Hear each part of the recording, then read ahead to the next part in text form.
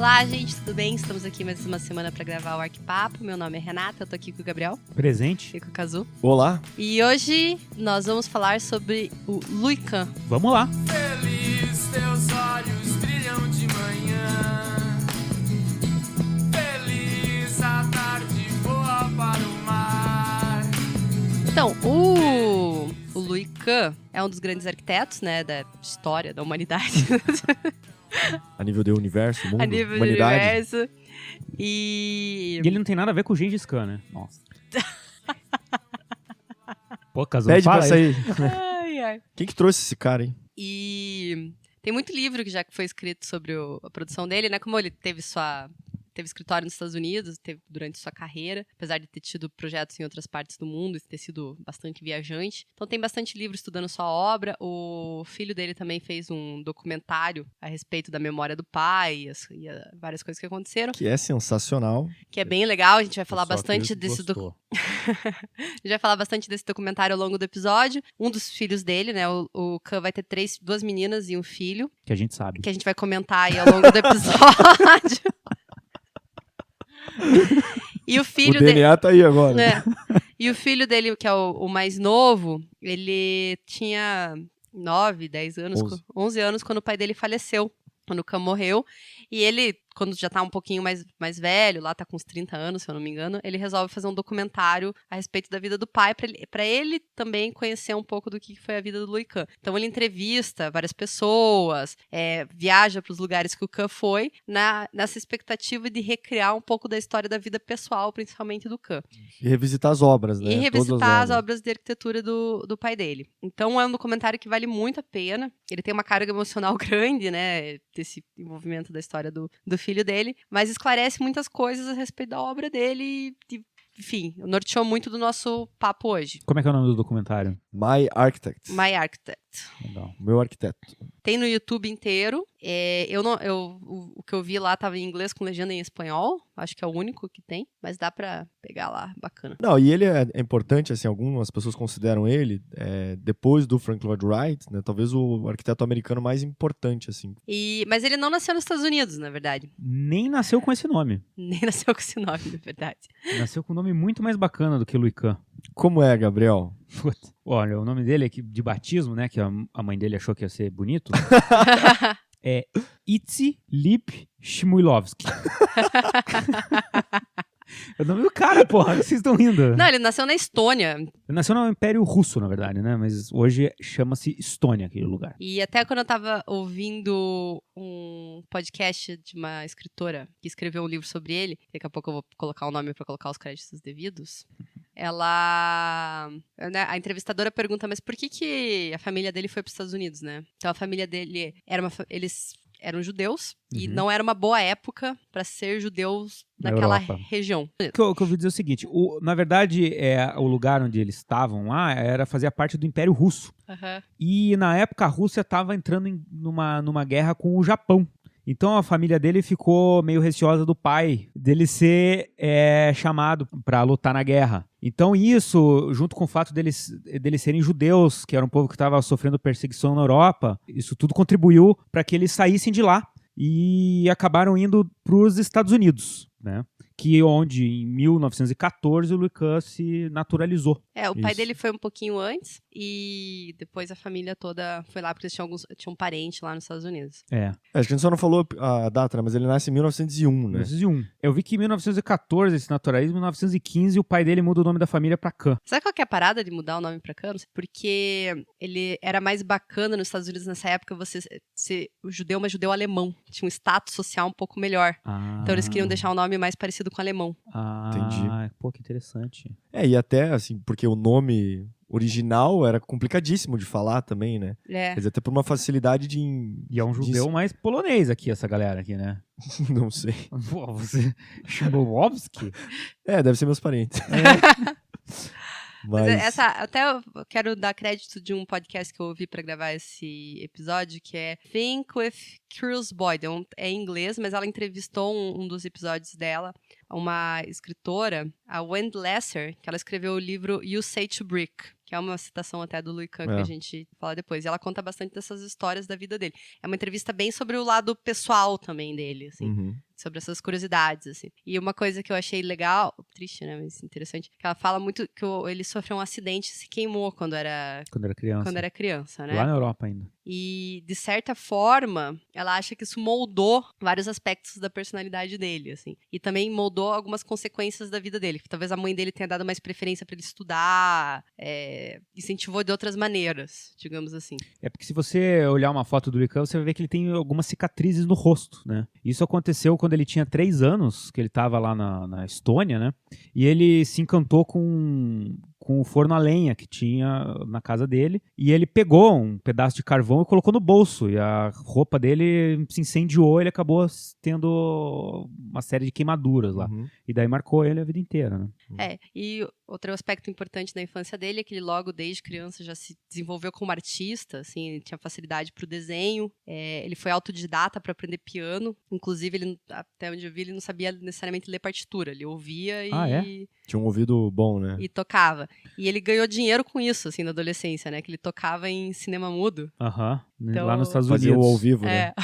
Fazer a música do cinema mudo. Então, ele já tinha essa ligação bem forte com artes, apesar de, aparentemente, que ele disse que ele não era um grande aluno, assim. Não era assim, super estudioso. Não, e eu vi também, né, que ele também teve um problema na voz, assim, que deu alguma doença lá, que ele tinha algum problema na voz. Então, assim, você pensar, não foi fácil ser o Louis Kahn, né? Não. Uma criança desde os 3 anos com uma cicatriz de queimadura, que tinha um problema de voz e tal, algumas coisas assim. Então, essa dificuldade dele, né, enfim, devia sofrer bullying pra caralho, né? Com certeza. E eles eram uma família extremamente pobre também, né? Então não tinham muitos recursos e tal, principalmente quando eles vieram da Europa, né? Mas, de qualquer maneira, ele, em algum momento, ele teve um mentor, um professor de uma aula experimental que ele viu lá e que incentivou ele a fazer arquitetura. Conseguiu ser aceito numa universidade para começar a arquitetura. Ele fez Belas Artes lá, que era uma coisa mais de desenho e tudo. E que era uma formação clássica lá de arquiteto na época, era tipo estudar né, os clássicos, desenhar os clássicos. E depois e engraçado que muitas cadeiras eram de desenho, né? E como ele era muito foda, ele conseguiu pular umas disciplinas lá. Já tava nível hard. A universidade que ele entra é a Universidade da Pensilvânia, né? Que ele entra em 1920 e vai se formar daí arquiteto em 1924, né? Daí começa a nossa saga. E daí pra isso que estamos aqui hoje. Eu só queria fazer até uma prévia, porque assim, eu acho que o Louis Kahn, ele foi um arquiteto que talvez não construiu muitas obras, né? Você pegar a carreira toda dele, não foi um arquiteto que teve muitas coisas, mas ele teve alguns projetos que foram muito emblemáticos e acabaram transformando a maneira de a gente pensar a arquitetura. E diziam que ele tinha essa personalidade muito forte, assim, então, até a questão dos clientes, ele não tinha muita paciência, assim, então, isso às vezes acabava sendo um problema em relação a conseguir construir as obras, né? Porque assim, ele tá numa época em que ele começa a construir bastante, que é na década de 50. Então, que é um momento de transição entre os ideais modernistas ali, que começam a ser questionados, e talvez um novo movimento de pós-modernismo e tal que começa a surgir. Então, ele tá muito nessa transição entre os questionamentos em relação ao modernismo, assim. E talvez por isso que ele foi um cara muito emblemático também, né? Também em virtude de algumas características das próprias obras dele, mas ele foi um cara super importante nesse aspecto, assim. Ele não é da geração do Frank Lloyd Wright, do Mies van der Rohe e do Le Corbusier. Ele é da geração do Niemeyer, né? Que não é a geração mais nova que tem aí, mas... um pouquinho mais recente. Mas enfim, ele era mais novo que os três modernistas clássicos, né? Tava logo ali também, né? Mas ele, logo que se formou, ele, né...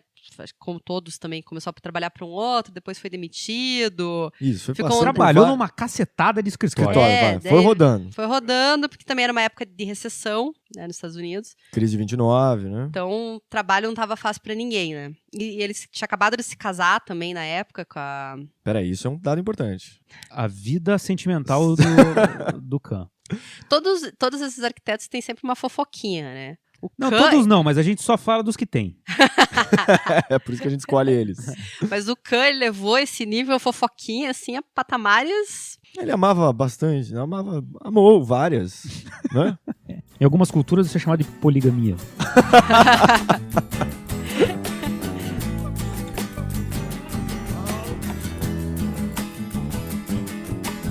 Mas antes, ele faz uma coisa bem importante, que é ir pra Europa. Isso. Diz que isso foi muito marcante na vida dele. Pra ele estudar, né, o que ele queria representar na arquitetura. Mas é a primeira viagem. Primeira viagem. Que é em 1928, 4 anos depois de ele ter se formado, né? Então ele fez uma coisa que era muito comum entre os americanos lá de se fazer. Os primeiros anos juntavam dinheiro para poder fazer uma viagem e abrir a mente, assim. Então ele foi para a Europa, visitou vários países e visitou também a terra natal dele e tudo. E isso foi muito importante para o desenvolvimento profissional dele. Porque até eu pesquisei sobre o que diferencia o trabalho dele do trabalho dos modernistas clássicos, assim, né? Do Mies van der Rohe, do Le Corbusier, do Frank Lloyd Wright. E uma das coisas que eu li é que justamente os modernistas clássicos, eles renegaram completamente os valores clássicos da arquitetura romana, antiga e tal. E o Louis Kahn, ele depois a gente vai falar, mas ele também virou professor, né? Então ele tinha muito essa carga historicista e transmitia isso pros trabalhos dele, pras obras dele. Então essa viagem foi muito importante. Bom, quando ele volta dessa primeira viagem pra Europa, é que ele casa com a primeira mulher, né? Não, a única, né? A única esposa dele. Oficialmente. A única vez casado. Que é a Esther Virginia Israeli. Confere, produção? Confere. Que ele teve uma filha. Exatamente. Que ela se chama Sui Ann. Vamos decorando os nomes. Essa é a primeira filha. Vai ter ponto no final. Vamos tirar o ponto. E aí, nesse período que ele casa ali também, um pouco depois, é que ele abre daí o seu próprio escritório na Filadélfia, em 1934. Em 41, ele se associa com um cara chamado George Howe e depois com um cara chamado Oscar Storonov. Olha só. Né? Um grande sujeito. Enfim, uma pessoa sai, o outro fica e tal, mas ele continua daí tocando o escritório com o Storonov. E aí, nesse período, ele é contratado para fazer um projeto urbanístico para o centro da Filadélfia. Estava acontecendo também uma reconstrução na Filadélfia, né? Uma requalificação urbana da Filadélfia, digamos assim. Uhum. E ele, sendo um arquiteto lá, né, pareceu natural para muitos que ele participasse desse projeto, mas para outros, nem tanto. Rolou uma treta, né? Uma arquitreta lá. Mas eu não entendi bem porque, no final das contas, eles acharam que ele era incapaz. Porque ele assim, viajava meio na... O que eu consegui pesquisar é que ele tinha umas ideias talvez muito avançadas para a época. Então, por exemplo, um dos conceitos que ele queria aplicar era que parte do centro não tivesse carro nenhum. Ele fez vários edifícios garagem, assim, meio circulares, né? Isso, então ele vai evoluindo esse projeto, porque esse projeto fica lá por, sei lá, 10, 12 anos, enfim, demora uma data. Só que um dos projetos finais, ele propõe que em volta do centro, tipo, né, na área perimetral, tivesse viadutos de diversos andares para os carros circularem. E daí os carros dentro da malha urbana, do centro ali da Filadélfia, não precisariam entrar. Só que isso é um conceito ali na década de 50, que tipo, o carro tá bombando. Pois assim. todo mundo adora carro, Brasília, porra. Queremos carro, né? Uhum. E então, assim, aí o sujeito que tá coordenando o plano de ação acha isso uma merda, assim. Tanto que no documentário o filho tá lá assim, mas qual que foi o problema que o Kahn não conseguiu aplicar? Ele, mas o Kahn tinha umas ideias imbecil, isso não fazia sentido. Um senhorzinho, ele se exalta. É mesmo? Fica nervoso. Fica nervosaço. Ele trabalhou com o Kahn, né? Ele era o responsável pelo projeto, né? Pelos projetos, digamos assim. O filho dele, fazendo um documentário, vai cutucar o cara lá. E daí ele fala assim, não, mas então eram dois caras com personalidades fortes brigando ali. Não, cara, o Kahn, ele não sabia o que estava fazendo, ele era burro. Assim, fica uma situação constrangedora, né? Super estressado, assim. Depois ele faz uma outra viagem daí que ele vai e acaba indo visitar o Egito, acaba visitando Grécia e também as coisas da antiguidade que existem em Roma. E daí isso realmente é um momento de mudança de jeito de pensar a arquitetura, né? Mas o primeiro edifício realmente representativo, né, que ele vai construir é o Art Gallery de Yale, né? É aí que a carreira dele começa a se diferenciar, né? Porque até então ele não tinha feito Tinha feito pouquíssimas obras, né? E não era tão conhecido e nem nada, né? E também representou muito para Yale, porque o campus também começou a ficar começou a ser modernizado, né? Eram coisas muito clássicas, digamos assim. E a partir dessa obra, começou a mudar a carinha, assim. Sim. Uhum. E daí uma coisa que eu vi também que é interessante ver é, vamos dizer, a caracterização do arquiteto americano, assim, que ele despontou como uma coisa diferente do que existia até então lá nos Estados Unidos. Porque tinha o Star Architects, né, que era o Frank Lloyd Wright. Uhum. Tinha também o pessoal do som, né, do Skidmore, Owens. De novo, vamos lá. Vamos tentar de novo. Skidmore, Owens e Merrill. Boa. Que era um escritório que, enfim, existe até hoje, mas que foi criado logo depois da crise de 29. Então eles faziam eles tinham uma outra caricatura de arquiteto, que era o cara mais comerciante, que teve que vencer nesse momento de crise. Uhum. E daí o Louis Kahn, ele desponta como um terceiro tipo de arquiteto, que é o arquiteto intelectual professor, que aparecia sempre de gravatinha borboleta, que nem o nosso Vila Nova Artigas aqui, né? Que também era professor e tal.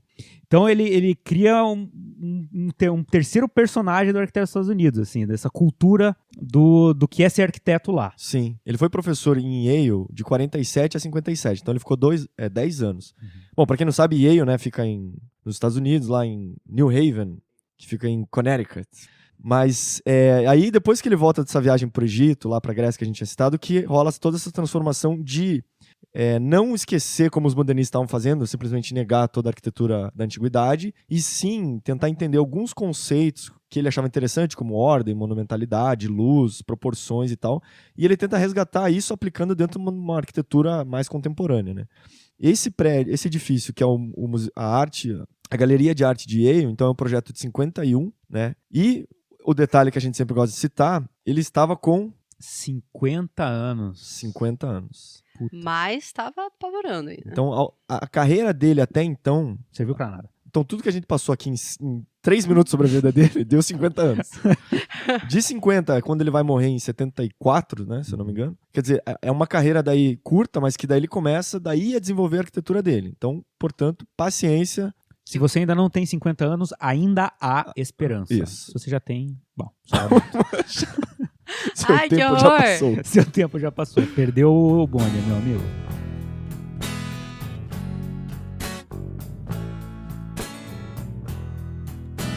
A Universidade de Yale queria fazer uma ampliação da galeria que já existia, tá? Uhum. Então já existia um edifício antigo, da construção de 1901, se eu não me engano, que era um estilo neogótico. E aí teve uma colecionadora de arte chamada Catherine Dreller, que ela doou mais de 600 obras da sua coleção para a universidade. E aí, inicialmente, foi contratado um arquiteto chamado Philip Goldwyn para fazer o projeto. Quando ele foi contratado, que era 1940 e poucos, assim, estava estourando a Segunda Guerra Mundial.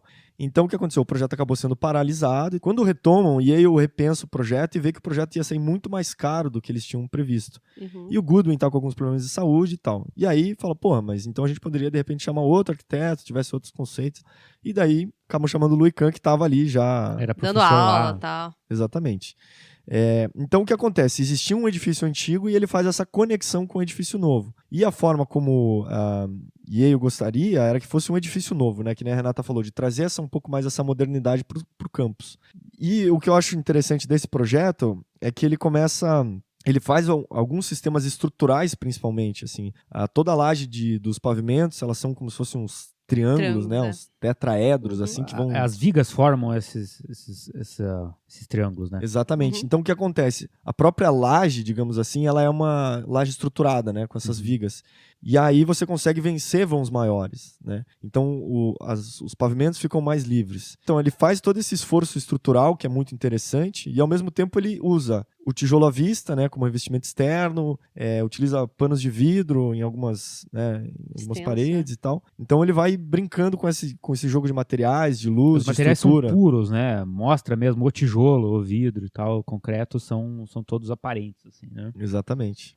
E uma coisa que ele começa a fazer, que eu acho que é o que talvez mais diferencia ele dos modernistas, é que assim, essa ideia do espaço fluido, da coisa super integrada e tal, ele começa a pensar de um outro jeito. Ele começa a pensar que, basicamente, você tem espaços servidos e os espaços serventes. que basicamente, assim, a sala de exposição é um espaço servido, né? E tem toda a parte de infraestrutura, como escadas, banheiros, circulações verticais. Então, ele deixa mais claro essa separação entre os espaços, né? Entre um espaço que precisa servir ao outro, assim. Então isso é uma coisa que ele vai tentando desenvolver e durante toda a carreira dele é uma coisa que ele consegue ir aprimorando isso e deixando o mais claro possível essa distinção entre a hierarquia dos espaços, né? Você falou da laje, né, que é toda triangular, com as vigas formando triângulos e tal. E tinha uma arquiteta no escritório dele que também tinha muito desse pensamento geométrico e mais racional, que pode ter influenciado bastante ele. Com certeza. Como é que ela chamava? Anne Ting.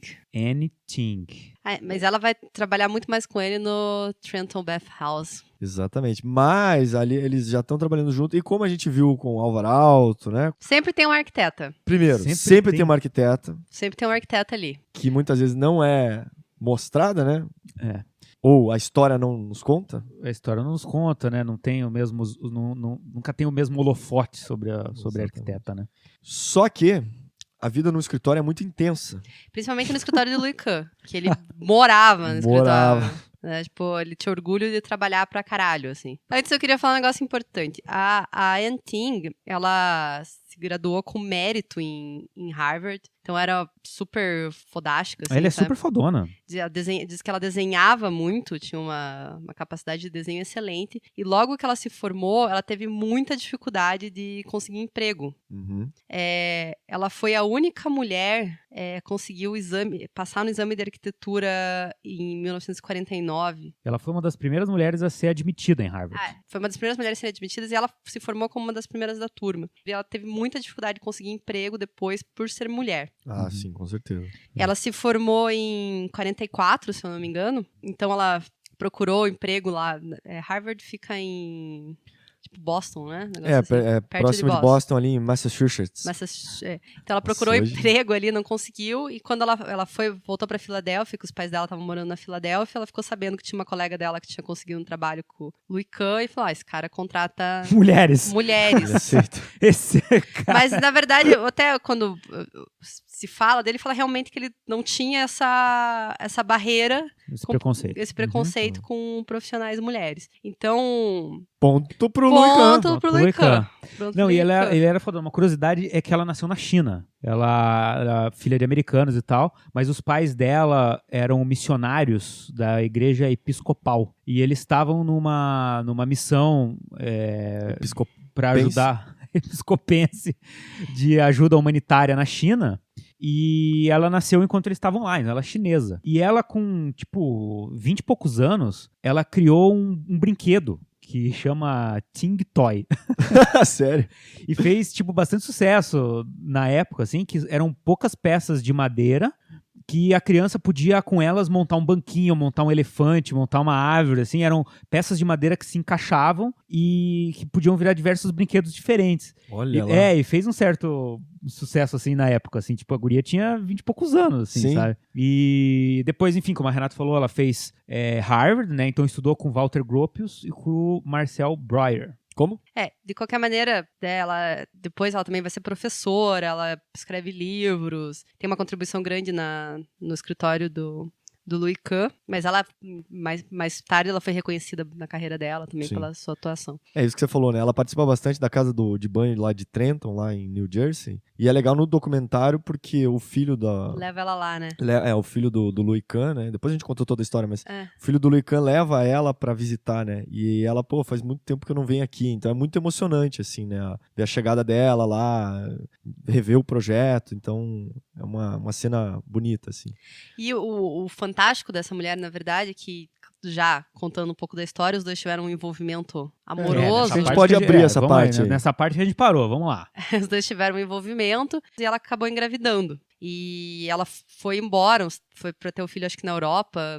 Foi pra Roma. Foi pra Roma pra ter a filha dela, que daí é a filha 2 do Louis Kahn. Isso, que ela se chama Alexandra Ting. Ela teve um relacionamento depois de 9 anos que ela tava com o cara lá, que ela engravidou.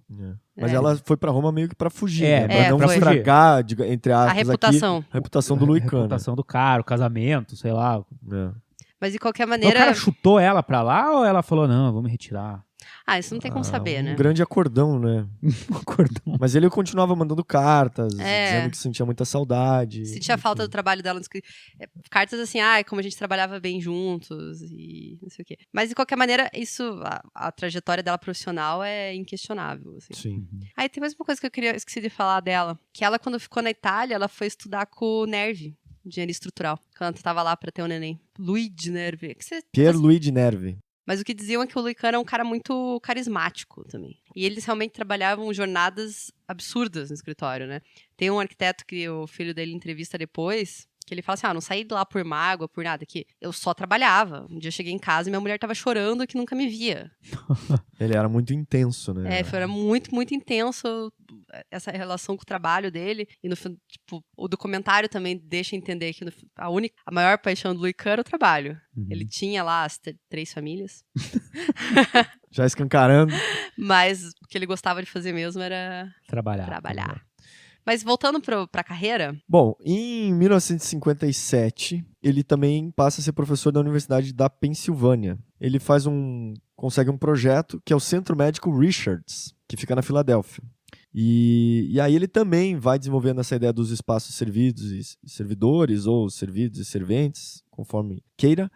O que é interessante desse edifício é que, vamos imaginar que grande parte dos modernistas, as estruturas eram sempre muito esbeltas. Né? Se você pensar sobre o Mies van der Rohe, né? O pavilhão Barcelona, o pilar super fino, discreto. Os pilotis do Le Corbusier, né? Exatamente. Então, ele começa a explorar uma outra ideia, de que as estruturas, a gente poderia expor elas, né? Que é um início ali dessa ideia da brutalismo, etc. Mas... ele até muitas vezes é chamado de brutalista, né? Mas ele começa a expor essa estrutura, né? Se ela, de certa maneira, puder fazer parte da estética disso. E que os revestimentos, essa coisa de ser, que o Gabriel também tinha falado, de ser exposto da maneira como ele realmente é. Então, ele é um edifício que adota tanto concreto pré-fabricado, que isso era, de certa maneira, uma novidade, né, na execução das obras. E essa estética, assim, que ele começa daí a trabalhar essa questão da monumentalidade da edificação, né, da sensação dessa massa construída, de ver as estruturas, que aquela palavra bonita, a inércia das grandes massas, sabe? A inércia das grandes massas. Um abraço pro grande professor nosso aí. Mas que assim, basicamente, esse projeto é uma série de torres quadradinhas, de 13,5 por 13,5, com 8 andares, e que elas vão se conectando. E a estrutura ele deixa na parte do perímetro, só que no quadrado, em vez de botar nas pontas, digamos assim, no quadrado, ele joga pro meio essas estruturas. Então ele libera as esquinas dos edifícios, e onde estão essas estruturas, ele também coloca os espaços serventes, que seriam a parte de infraestrutura para o funcionamento do edifício. Na composição da laje, para vencer esses vãos grandes, que nem ele, parecido com o que ele tinha feito em Yale, ele também deixa vários buracos nas lajes, né, nas estruturas.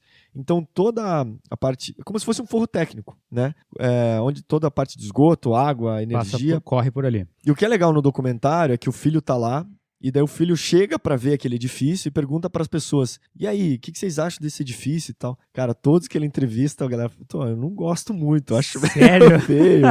É meio pesado. Mas ele fala assim, eu queria gostar, mas também não gosto muito. Eu queria gostar.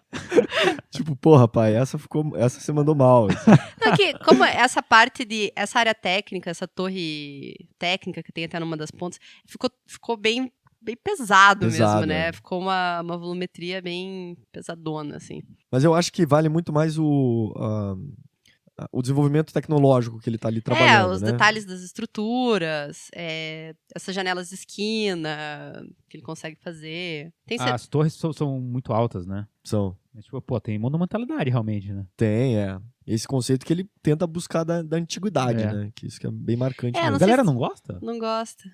O povo em geral, os populares, né? Sem aquela... Sem esse refinamento. Afinal de contas, a arquitetura é feita para arquitetos, né? Exatamente. Não é pro povo em geral.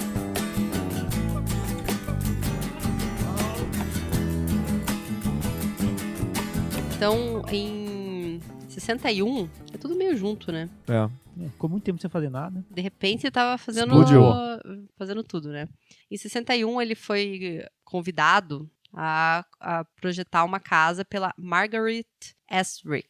Como o Kahn, ele não teve uma grande produção, né, de obras construídas, de casas também ele não teve tantas. Se eu não me engano, foram 9 projetos que por ele aí. fez residenciais.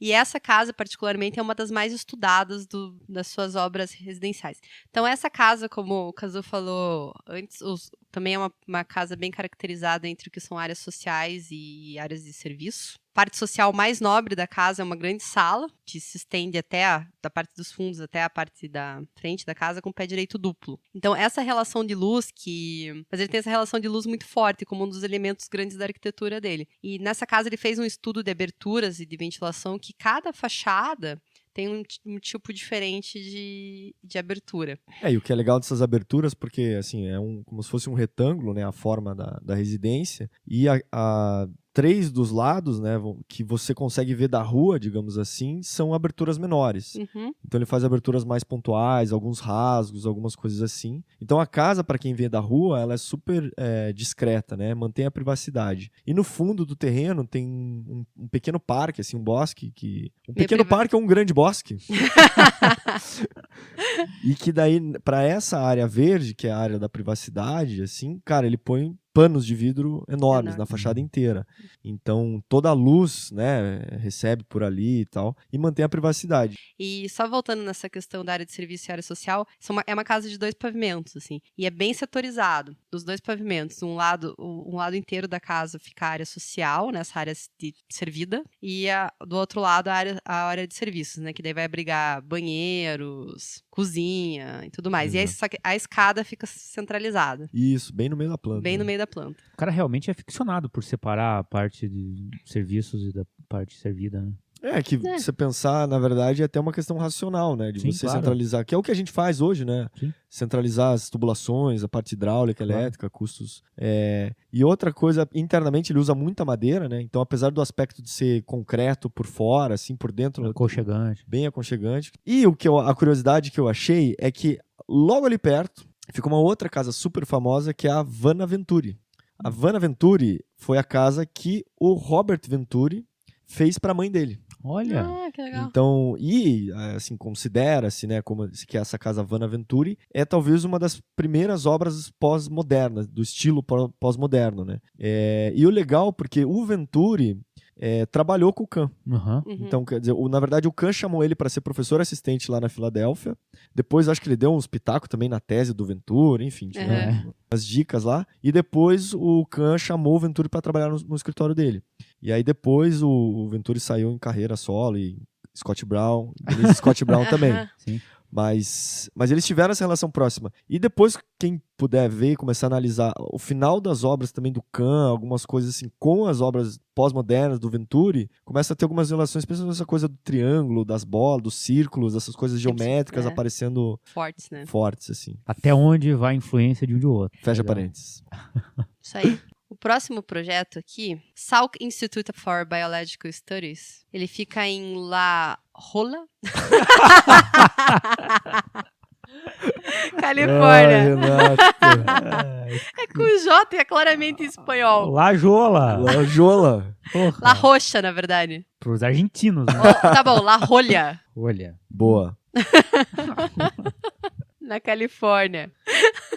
Meu Deus. Socorro! Quem foi Jonas Salk? Quem foi? Não sei quem foi. Fez 1000 coisas, mas ele foi o inventor da vacina da poliomielite. Olha, você tomou essa? Tomei. Ele foi contratado para fazer esse projeto pelo Dr. Jonas Salk em 59. E era Um dos projetos mais legais dele, né? É um projeto mais legais dele e era um complexo exatamente para pesquisa científica.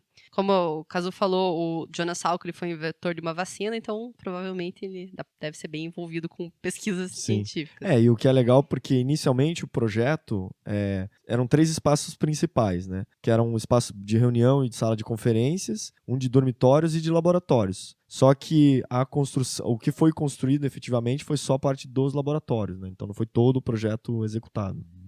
E o conceito inicial do projeto dele era fazer um retiro intelectual, para que os cientistas pudessem estar em sua plena paz de espírito para desenvolver a... Inspiração, assim, né? Mais vacinas. E ele fica na frente do Oceano Pacífico. Que é aquele mar ali entre... Estados Unidos e a China.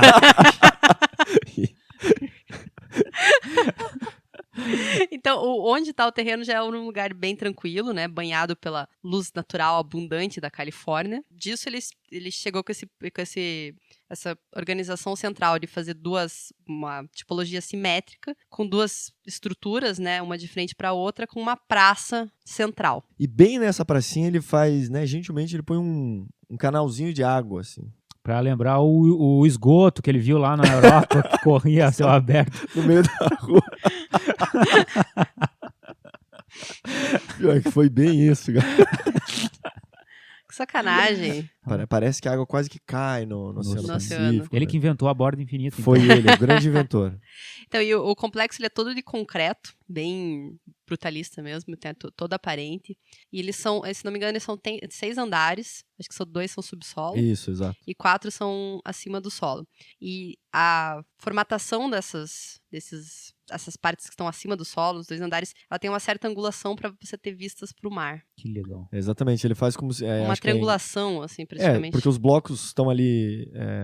Você vai ver no nosso site lá, né? Você depois dá uma olhada, mas a ideia é que como você faz parte das salas em ângulo de 45 graus, você permite que todas as salas, todos os laboratórios tenham a vista para o Oceano Pacífico, né? Então, isso foi uma coisa que ele conseguiu fazer em todas as salas e é muito legal. E, ao mesmo tempo, ajuda a trazer luz natural, né? Então, ele trabalha com a questão do concreto, também acho que tem um revestimento de madeira, vidro e tal, mas mesmo...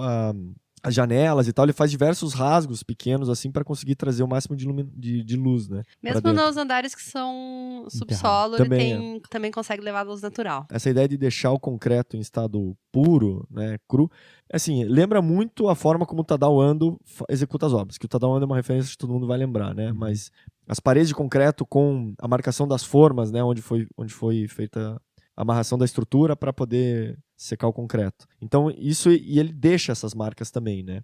E daí, dando uma filosofada, que é uma coisa que eles conversam também no documentário, é que o concreto está ali em estado bruto, em estado imperfeito, né?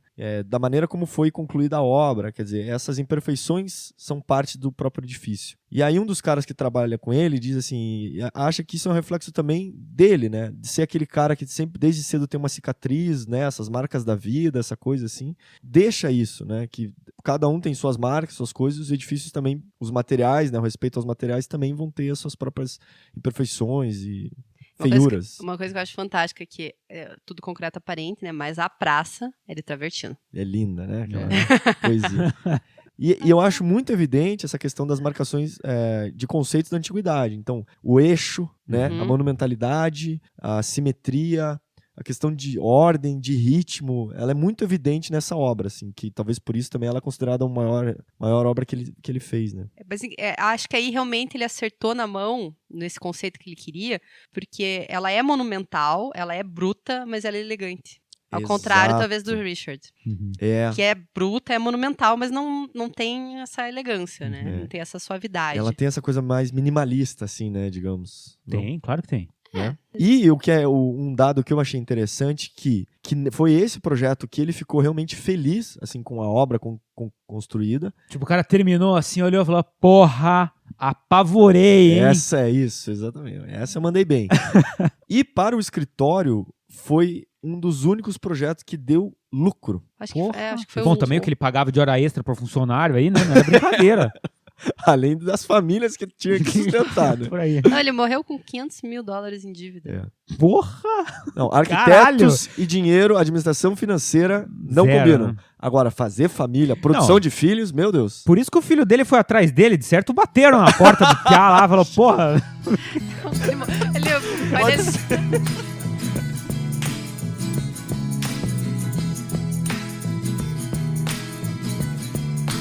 Em 60, ele começa a fazer uma casa que é a chamada Fisher House, que também fica na Filadélfia. Só que nesse momento ele estava fazendo o projeto do Salk, ele estava fazendo vários projetos ao mesmo tempo, então ele estava não tinha capacidade de fazer outras casas.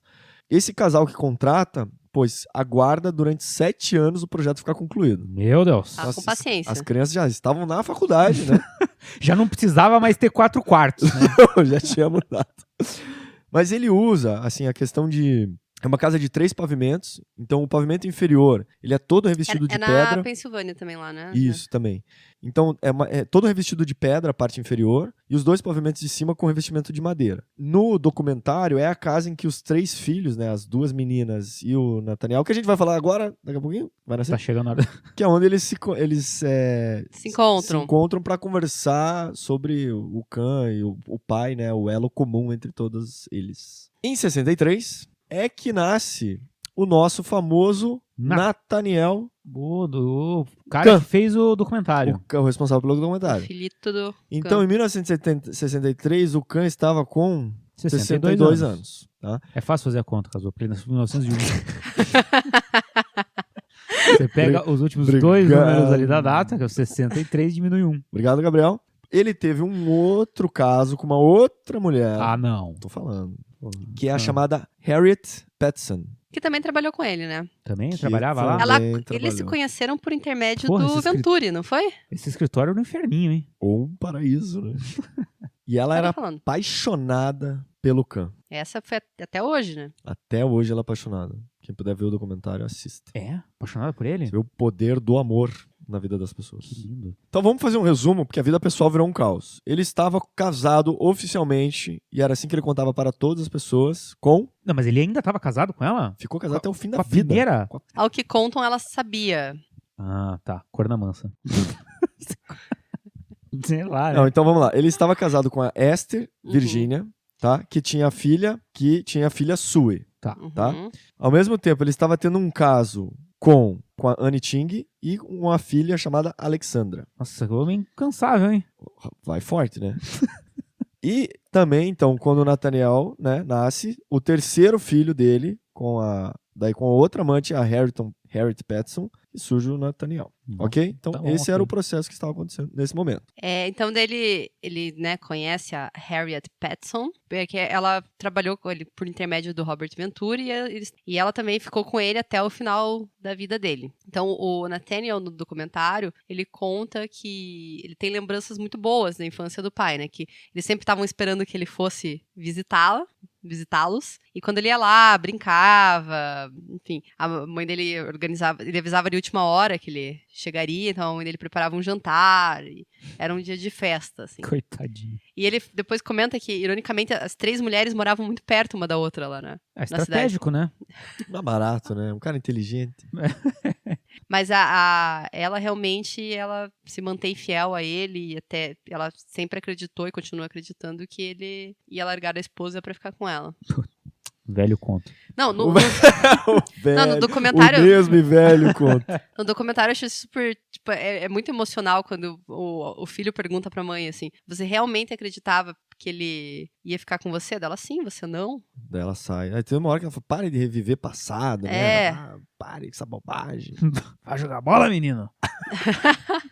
Mas o Khan, ele era bem fascinado por viagens, assim, né? Então, ele passava muito tempo fora. E nessa época ele começa a fazer projetos para fora dos Estados Unidos também. E ele é convidado para fazer a Assembleia Nacional de Bangladesh. Que esse sim é monumental. Isso sim é monumental. Ele tem monumentalidade. Então deixa eu fazer só uma breve introduçãozinha.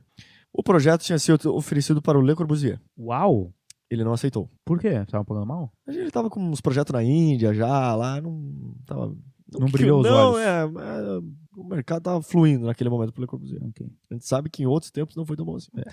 Aí oferecendo também pro Álvaro Alto, Também falou... que também recusou. Tô de boa. Puta, o cara foi a terceira opção? Terceira pessoa. Como é que você se sentiria, Gabriel? Ah, eu ia topar. É, eu também. Eu não ligo.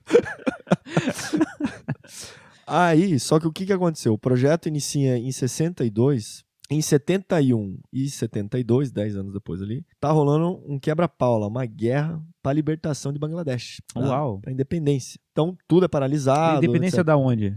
Da Índia com o Paquistão, uma zona lá. Uhum. Aquela região lá, então o pau tava comendo.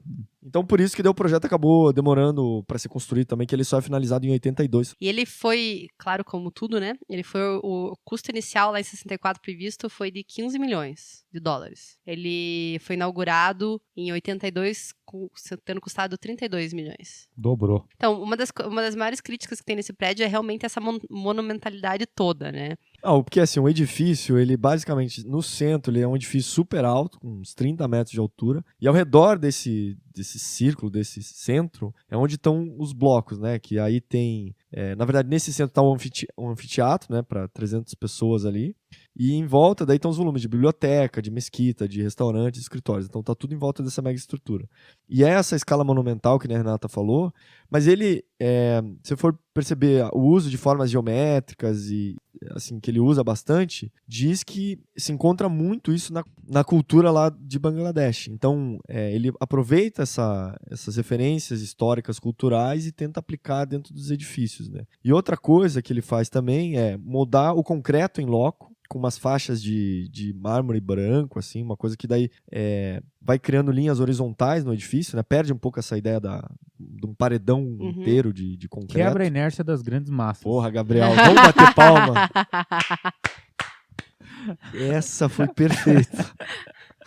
E, novamente, a fachada é marcada por elementos bem geométricos, né? Por arcos, por triângulos, tem várias aberturas bem geométricas. Exatamente. Bom, em 1962... ele também consegue um outro projeto na Índia. Fica em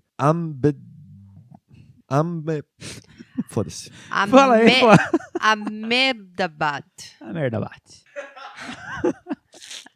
Um abraço pra Índia. Vastapur, Ahmedabad, Gujarat, Índia. Beleza. Que também ele é de 74, né? Isso, ele começa em 62 e vai terminar em 74. Ele foi contratado por um arquiteto da Índia? Indiano. Não. Índio. Ele foi contratado por licença poética para falar o nome aqui do Balkrishna Doshi, que era um arquiteto da Índia, né? Para projetar um campus para o Indian Institute of Management. Então, como no projeto de Bangladesh, ele foi convidado para fazer um projeto dentro de uma cultura muito tradicional, né? E um clima super árido. Então, ao contrário de lugares menos, né, não tão calor assim, tipo, é um lugar muito mais sombreado, né? Você tem que ter muito mais proteção. Então, as aberturas elas estão, mas tem um recuo grande para dentro. Então, você percebe no projeto que ele é bem mais contido também. Para ele organizar o espaço, ele achou que era importante ter elementos da cultura de educação da Índia, né? E também, além de ter só salas de aula alocadas aleatoriamente, criar uma infraestrutura para os estudantes estarem convivendo ou se relacionando ali também. Ou seja, para ele o conceito é que a sala de aula fosse apenas um dos lugares para aprender dentro de todo esse complexo. É um projeto gigantesco, né? E ele consegue aplicar aqueles conceitos de monumentalidade, hierarquia dos espaços, eixos, aberturas, formas geométricas e tal. Usa materiais locais como o tijolo, né? Tijolinho, mas daí laranjinha. Mistura também com concreto e tal. Também faz arcos e quadradinhos na fachada. E o interessante é que ele tinha que ficar fazendo várias viagens. Então, pra ver, né, como é que tava a obra lá. E ele consegue ver praticamente a obra pronta antes de morrer. Na última Não, mas viagem. não mate ele ainda. Ah, tá. Então, a obra demora um bom tempo e ele consegue ver a maior parte dela.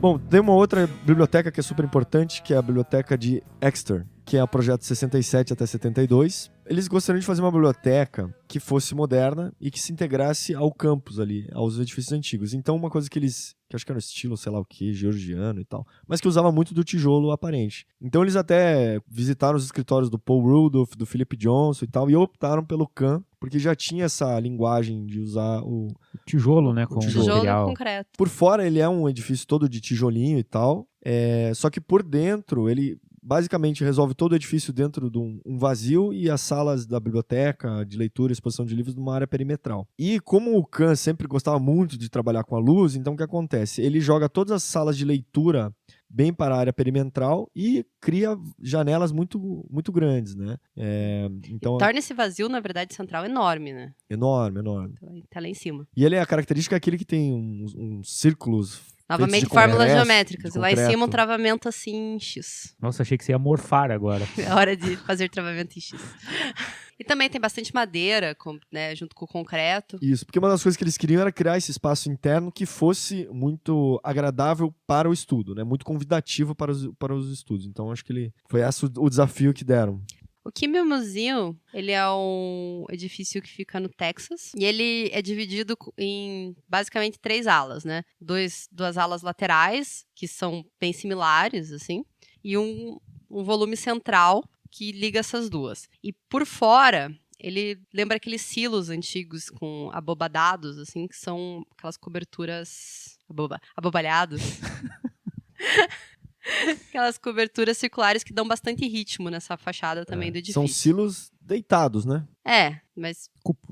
Abóbada. Abóbada. Em formato de abóbada. Formato de abóbada. E essas abóbadas, ele faz um tratamento de iluminação, tem uma iluminação zenital pela lateral dessa abóbada e que banha de luz natural todo o complexo. Isso, mas ela entra refletida também, Rebatida. né? Não é direto. Não é direta. Quem lembra que a gente falou do projeto do Renzo Piano? Qual era o nome, Gabriel? Menil Collection, que é muito, assim, lembra um pouco essa ideia de trazer luz natural para um ambiente de museu onde a luz deve ter controlada. Então esse é um edifício que eu achei bem diferente dos outros dele, nessa época, né? Então ele quebra um pouco o paradigma do que ele vinha fazendo. E apesar do concreto ser predominante a estrutura aparente, é visível a estrutura de concreto, o material de fachada já é uma pedra, um revestimento. Então, branco, né? As branquinho. paredes brancas, né? Então, o concreto também é bem claro. A finalização do concreto ele é um concreto mais claro. Isso por dentro, associado a essa iluminação zenital, deixa o ambiente todo meio... Deixa ele bem claro, bem branco, bem puro, bem banhado de luz e tranquilo, assim. Interessante. Da paz interior. Da paz. Não, e legal porque ali perto tem, tipo, quase do lado, né? Tem 2 museus importantes ali. Que tem um museu que o Philip Johnson projetou em 61, que é o chamado Amon Carter, que é um museu de arte americana, assim. E também ali, daí, atravessando a rua, fica o Museu de Arte Moderna de Fort Worth, que é o nome da cidade, que é o projeto do Tadao Ando. Olha. Então, assim, quem for visitar lá, já faz um combo. Então, grandes arquitetos numa mesma quadra. Legal. Uma coisa que eu acho legal desse projeto também é que a primeira abóbada, ela não é fechada por paredes, né? Ela cria uma praça de contemplação, junto com um espelho d'água já bem mais largo, né? E como tem uma área verde em volta, cria essa área de praça coberta. Exatamente. Voltamos para Yale. Em 69, ele inicia um outro projeto, que é o Centro de Arte Britânica, da Universidade de Yale. Então, de novo, estamos lá em Yale. Esse projeto, infelizmente, ele é finalizado acho que depois que ele acaba morrendo e tal. Não vamos entrar nisso agora. Mas ele é, basicamente, por fora, uma estrutura de concreto, revestida com chapas de aço e vidro. Mas, assim, é uma quadra, um paralelepípedo de 4 andares gigantes. Então, para quem olha de fora, ele é bem estranho, assim, não chama atenção. Os usuários lá não gostam também? Não gostam. Eu até, a primeira vez que eu vi, eu falei, que prédio estranho, né? Não entrei naquilo. Não achei que aquilo era importante para arquitetura. Olha só, como você era ignorante. Como eu era ignorante. Aí depois que eu voltei, eu falei, era um puta museu prédio. Acontece. Quem nunca? Né? Dá aquela desperdiçada na viagem. Mas o que eu acho que é interessante aqui, ele trabalha primeiro com a ideia de, quando você entra no edifício, de fazer aquela ideia de comprimir o espaço, né? E quando você entra dentro do espaço, aquilo se abre. Então, apesar da aparência externa ser um pouco fria e não ter muito atrativo, internamente você entra por um pátio, assim, por um vazio, um átrio, né, que corre os 4 andares e banhado de luz natural. E também com uso de madeiras, assim. Então, a atmosfera, quando você entra lá, é muito interessante. A zenital, nesse caso, ela já é mais presente. Você vê a zenital, não tem dúvida, assim.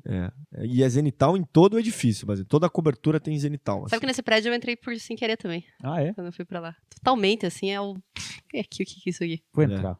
Só muito tempo depois eu descobri que... E o que é interessante do programa, porque quando eles foram fazer, a Yale queria o edifício, deveria ser mantida uma parte de lojas que seriam alugadas. Então, normalmente acaba o museu tendo só a lojinha do museu e um cafezinho. Nesse não, eles queriam manter uma área de lojas para que pudessem ser alugadas para qualquer um que quisesse. Então, o que acontece? Manteve aquela coisa de ter vida, né? Diversidade para a própria rua. Então, dentro do complexo do museu tem esses espaços ali. Mas a parte do espaço interno... então, basicamente, são dois átrios. No meio, né, ocorre a circulação vertical ali, tem uma escada, um cilindro também, né, em formatos puros, assim. E tudo acontece no perímetro. Então, o que acontece? Você tem a luz controlada que vem pelas janelas perimetrais e como esse átrio funciona como tipo, um grande espaço de luz, de absorção de luz natural, também ele faz alguns rasgos nas galerias que você consegue trazer essa luz natural para dentro das galerias. Esquenta pelo átrio. Isso, exatamente. Então, é muita luz natural, e você, como esses rasgos, essas janelas grandes, você também vê o átrio de diferentes perspectivas, vê as outras salas de galeria, então é um prédio bem interessante, assim.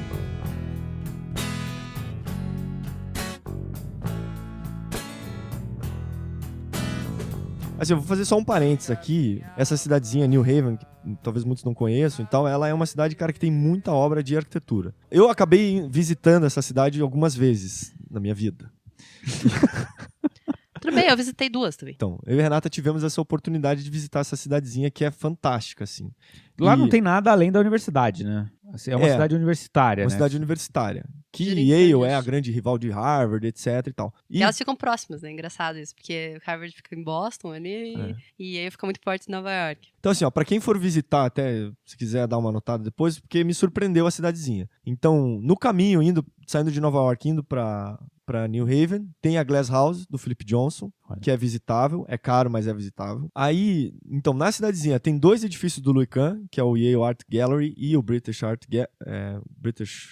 Tem o prédio de arquitetura, que é do Paul Rudolph, que é um edifício muito interessante, muito que legal. É meio brutalista, assim. Tem 2 prédios do Eero Saarinen, um que é um ginásio de esportes e um também que é um dormitório para os estudantes.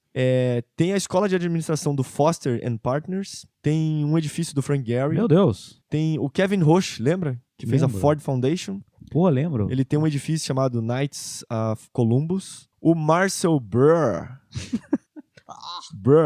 Parece um vômito. Tem um edifício que é sensacional, que fica lá, só que teve um problema com aquele negócio de amianto na Puta edificação. merda. Colocou muito Eternite lá em cima? Botou muito Eternite, acho. E aí tava dando câncer o edifício, sei lá, proibiram.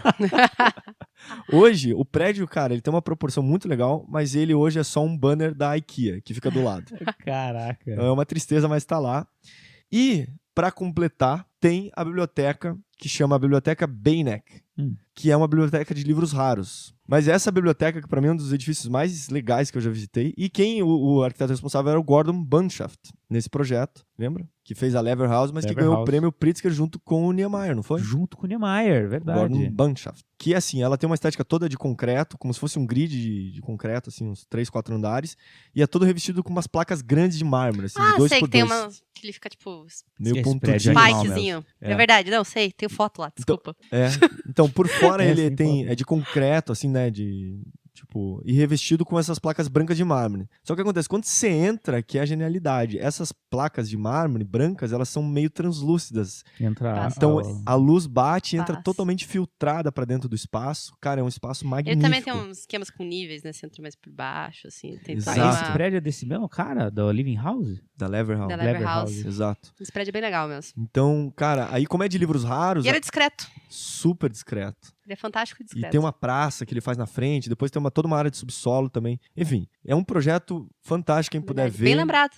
Então, assim, New Haven, é isso que eu só quis fazer esse parênteses, porque tem muita coisa pra ver, então, às vezes a gente visita cidades e perde oportunidades de ver coisas. Pô, dá pra fazer um podcast New Haven, né? Dá, vamos fazer depois. Então, mas aí essas últimas obras mais do final da trajetória viva Não, é o seguinte, nessas indas e vindas lá pra Índia, né? Numa dessas vindas, quando ele tava voltando da Índia, o avião dele pousou lá em Nova York e tal, ele tava indo pegar o trem na Penn Station, que é uma estação de trem lá muito famosa em Nova York, se sentiu meio mal, foi pro banheiro se refrescar e teve um ataque cardíaco e morreu ali mesmo. Não, sério? Morreu ali. Uhum. Porra, Gabriel. Foi muito triste. E daí, na verdade, a família dele, as 3 famílias dele, só ficaram sabendo disso uns 2 dias depois, assim, porque... Não, ele ficou como indigente. ficou, ele tinha arriscado o endereço dele do passaporte. Não sabe-se por quê. Não se sabe por quê. E então tiveram Conspirações aí, vamos ver. Conspirações. Daí eles tiveram dificuldade de saber. A mãe do Nathaniel acreditava que é porque ele, na verdade, ia morar com ela. Por isso que ele teria riscado o endereço do passaporte. Enfim, ele morreu, né? E o Nathaniel, ele fala no documentário que quando ele vai ver o obituário no jornal, ele estranha não ver o nome dele. Né? Falar, a família se despede do Louis Kahn e fica a esposa e a filha, a primeira filha, né? E no funeral todas as famílias vão. Nossa, Puta isso é merda. chocante, cara. Chocante é uma palavra ótima, né? Mas, Chocante. cara, é quando... Tipo assim, o que aconteceu? Tá rolando o velório, daqui a pouco chega uma mulher com uma filha chorando aos prantos. Chega uma outra mulher com uma outra filha chorando aos prantos. Chega uma outra mulher com um filho chorando aos prantos. Puta merda. Aí tem coisa, né? Daí é quando as famílias... Aí a casa caiu. A casa caiu, cara.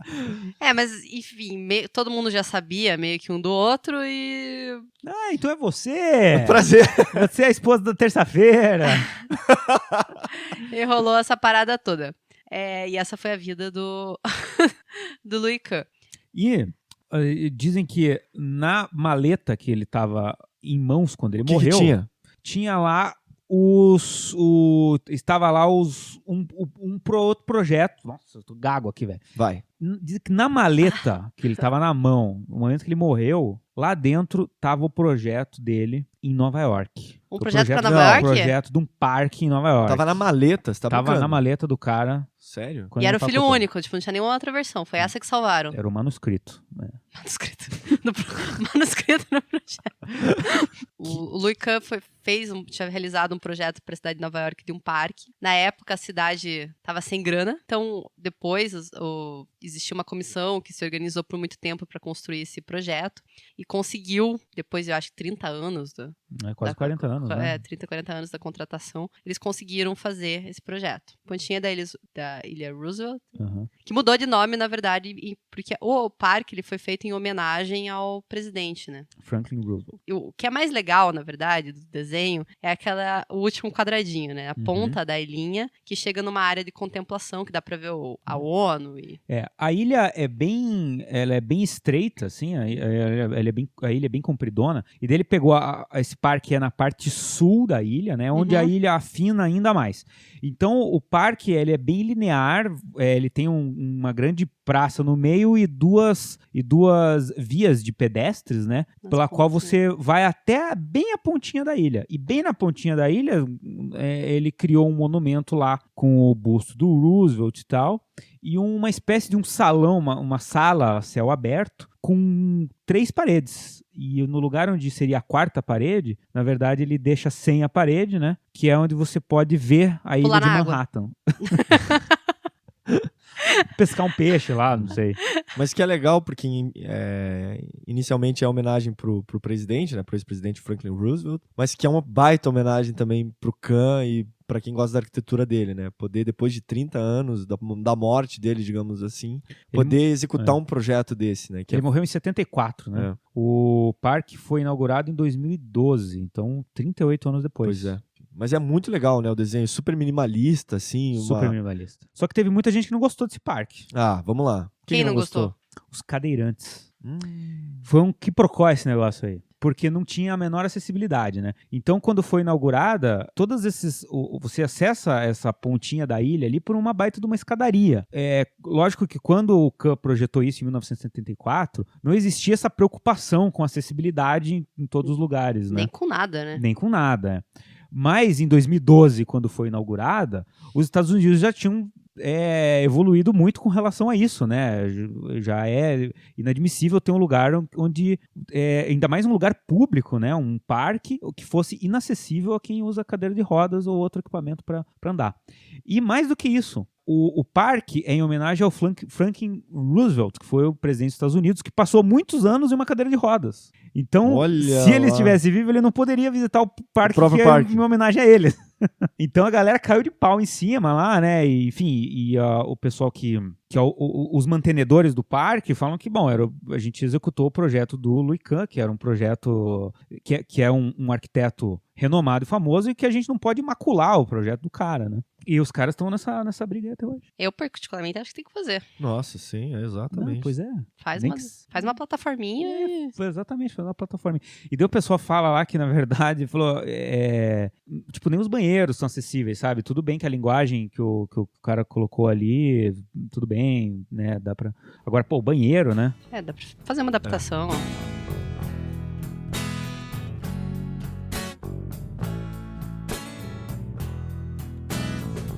Pronto, morreu.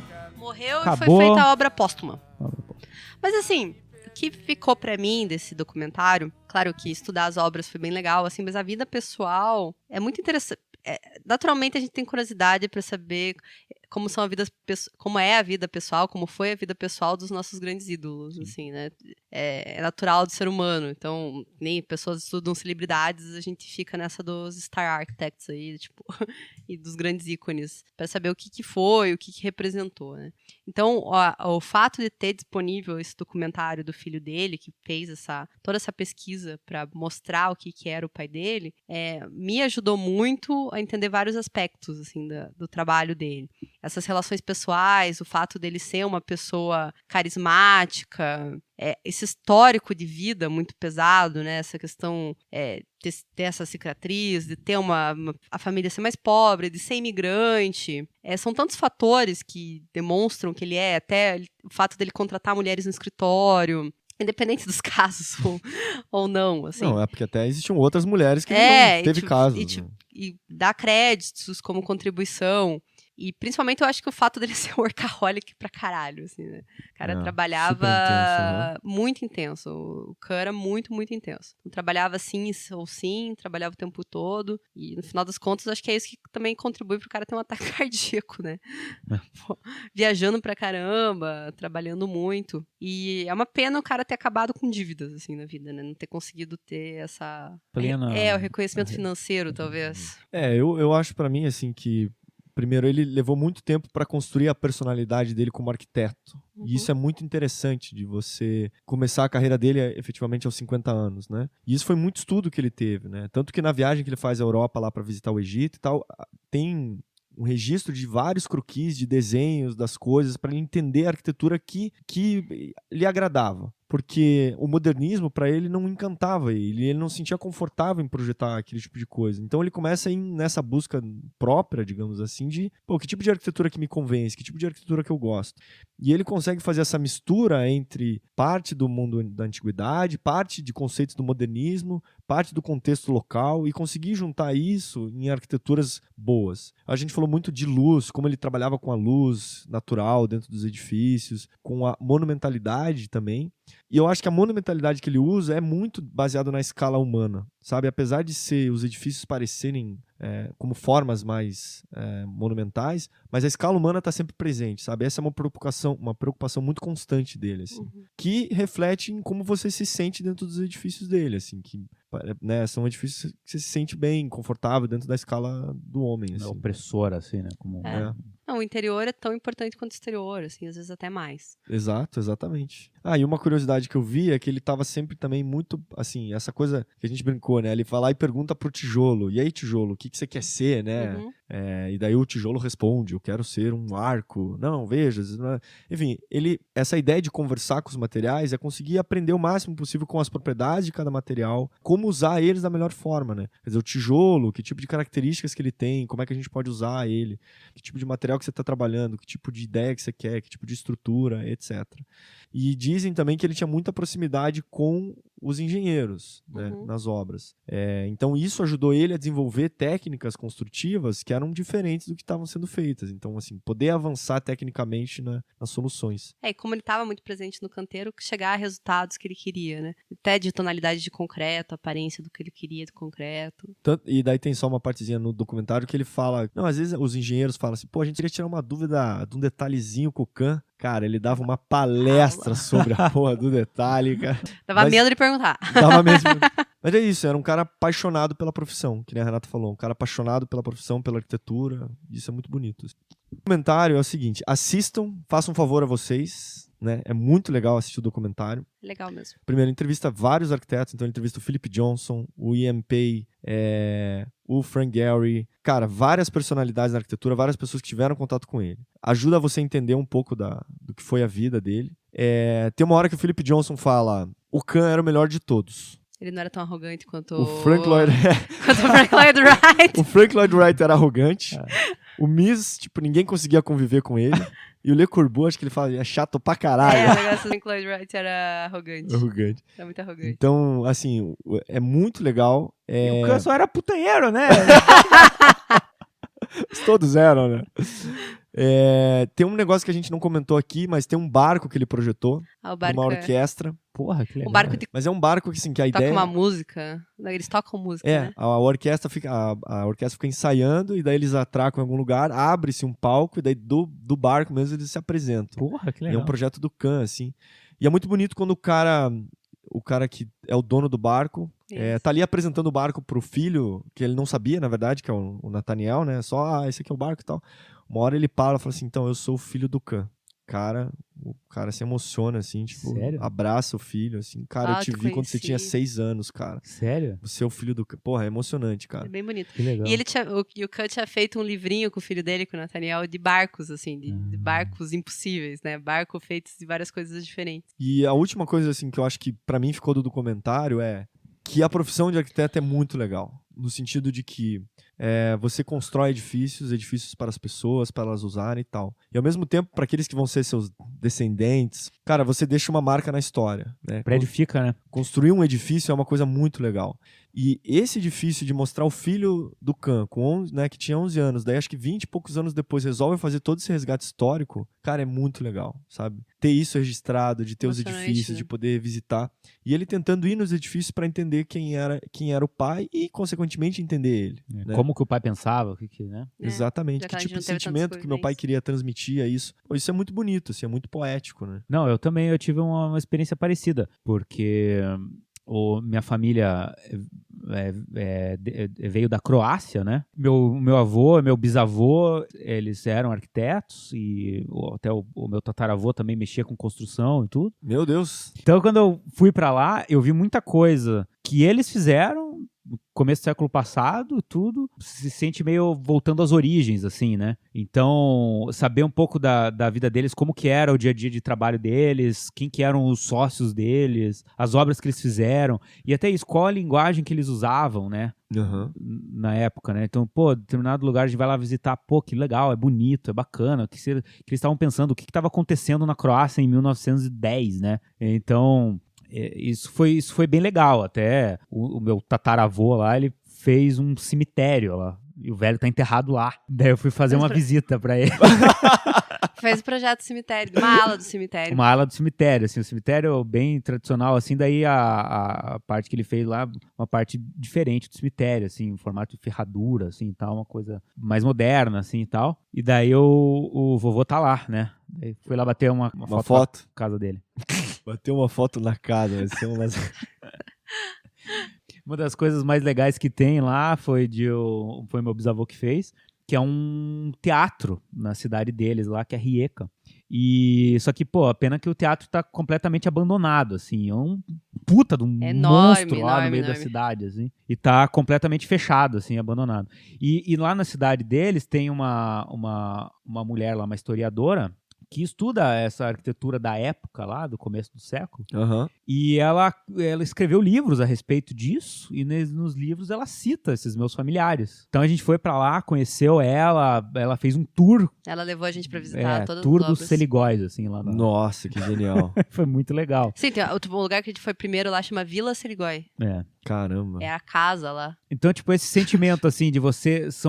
São pessoas que eu não conheço, nunca conheci, nunca vi na vida, mas que eu sei das histórias que influenciaram os meus familiares que eu conheço, né? Minha mãe, meu tio, meu avô. E então, por mais que a gente não possa ter um contato físico com as pessoas, é muito gratificante poder ter esse contato com o pensamento deles, né? Lógico. Sim. Com a obra que eles criaram.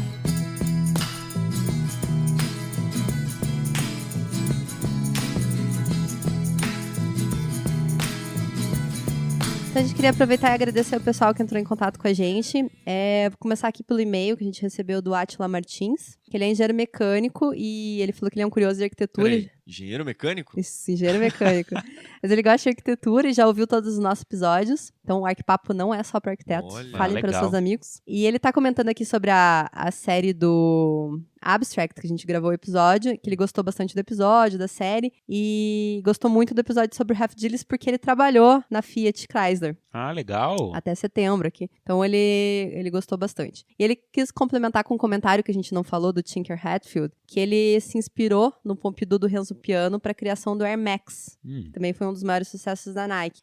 Porque os amortecedores, eles ficam aparentes como a estrutura do Pompidou. Obrigada, Átila. E ele é um cara que nos acompanha faz tempo, né? Nos acompanha faz tempo. Muito Valeu, bem. Átila. Aí também no iTunes a gente teve 2 comentários novos ali, né, Cazu? Opa. Isso, parece que sim.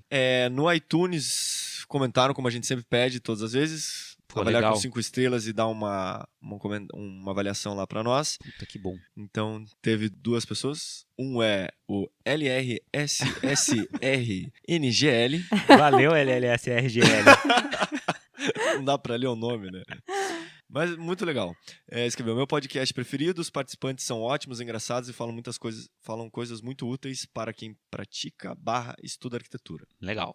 E o outra foi o Adriel Bacelar, que escreveu: escutei, ri, aprendi, me interessei, quero ouvir mais. Continua Vamos ouvindo. produzir mais pra você. Valeu, Adriel. No Instagram teve bastante gente sugerindo profissões complementares ao do arquiteto, né? No último podcast a gente falou sobre o que o arquiteto tem que ser, além de arquiteto. Teve o Thiago Milânio que falou que o Arquipapo já entrou no top 5 de melhores podcasts, na opinião dele. Então Sério? vamos trabalhar para entrar no top 1, Thiago. Top 1. Nós estaremos trabalhando para entrar no seu top 1. Não, ficou mal. Isso não... Não caiu bem. Na minha cabeça eu sou de um jeito e quando eu falei ficou meio foda. E a Larissa Kopke que escreveu que realmente o arquiteto tem que ser tudo em um mesmo.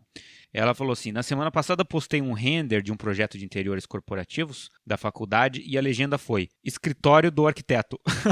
Fala, realmente temos que também ser escritores.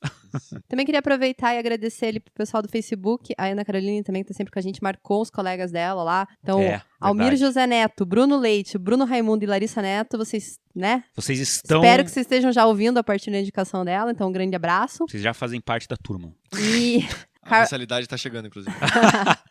o Carson Alves dos Santos também marcou a Júlia Rocha, então abraço pra vocês dois, espero que estejam ouvindo também. Quais são os nossos canais de comunicação? Então, lembrando lá, a gente tem um e-mail que é o contato@arquipapo.com.br.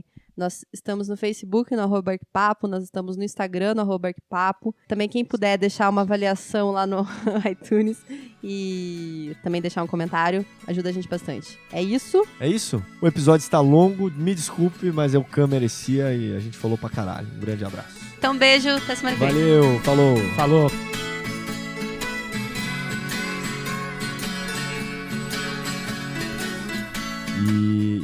E aí ele vai morrer em enfim, nasce em 1901. Vai dar spoiler já, cara. Pessoal, ele morreu. Ele vai morrer no final do episódio. Vamos lá. Margaret Mais uma vez. Asquith. Foi convidado pela Margaret Asquith pra desenhar uma casa. Se você não entendeu, passe na velocidade 0.5. Margaret. Sair do lugar é a lua que se vê através. Qual o estado que fica lá, New Haven, Gabriel? Connecticut. Que fica entre Nova York e qual que é o... Boston. Boston. E o Boston fica em qual estado? Boston fica... Massachusetts. Massachusetts. E daí a gente tem essa biblioteca, que sabe de que projeto de quem que é? De quem? Do som. Quem é o som, Gabriel? O som é o Skidmore, Owens e Merrill. Merrill. Então é uma região super fácil de você chegar com o teu sotaque brasileiro. Todo mundo vai entender. Neste lugar. Essa Acho que que deixa a também. marquinha no braço? É essa? Não sei. Filha da puta! Se